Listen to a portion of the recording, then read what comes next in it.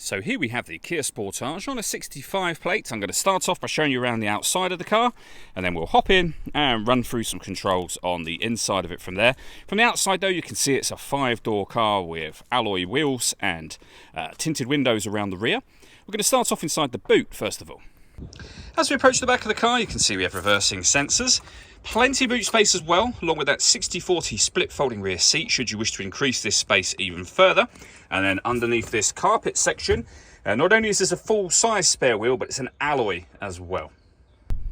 Okay, so we're just going to work our way back around to the front of the car, and then we'll hop in and run through some controls on the inside. But now that we've done a full circle of it, you can see it's in lovely condition the whole way round. Just briefly before we climb in, I think it's well worth seeing the interior from this exterior point of view. There's plenty to run through on the dashboard, so let's hop in and we'll do that right now.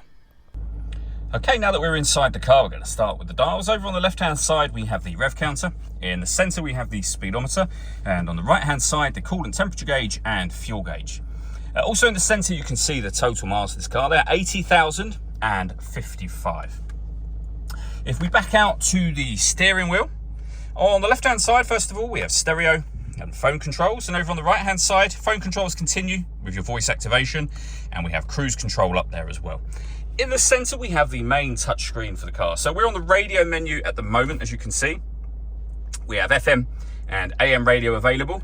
We've got nothing connected or inserted at the moment, but in terms of listening to your own music, we have the CD player. We've got auxiliary and USB inputs as well, which I'll show you in just a moment. This car also has satellite navigation. Nice clear colour display, as you can see.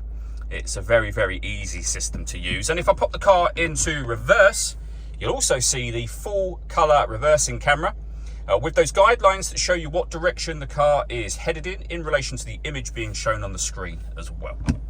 Working our way down from that, we have dual zone climate control. So you can adjust the passenger temperature, the driver temperature, you can increase and decrease the fan speed, you can determine what direction you'd like the air to be distributed in.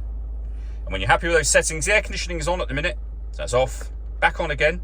You can recirculate the air that's in the car. That's a great way of heating it up or cooling it down quickly, depending on the temperatures you set. And you can also hit auto. In doing so, the car will now take control of the direction of the air and the fan speed to maintain those temperatures for you. Any manual adjustment will take auto off straight away and allow you to put it back on whatever settings you want it on here. We can turn our parking sensors on and off. We have the auxiliary and USB inputs that I mentioned a moment ago, along with a 12-volt charging socket. We have a heated passenger and driver seat, both with 2 different heat settings each, and then a 6-speed manual gearbox as well. All that leaves me to say is thank you for taking the time to watch this video. If you'd like to come and see the car in person and have a test drive, please feel free to give us a call here at Surrey Specialist Cars. We'd love to hear from you soon.